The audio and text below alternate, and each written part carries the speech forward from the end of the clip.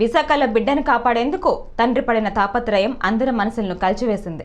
కేజీహెచ్లో శిరీష అనే గర్భిణి నెలలు నిండిన బిడ్డకు జన్మనిచ్చింది. శిశువును ఎన్ఐసీయూలో ఉంచాలని వైద్యులు సూచించారు. అక్కడికి తీసుకెళ్లేందుకు సిబ్బంది లేకపోవడంతో తండ్రి ఆక్సిజన్ సిలిండర్ మోస్తూ నర్సు వెనకాతల నడిచారు. దీనికి సంబంధించిన వీడియో నెట్టింట వైరల్ అవుతోంది.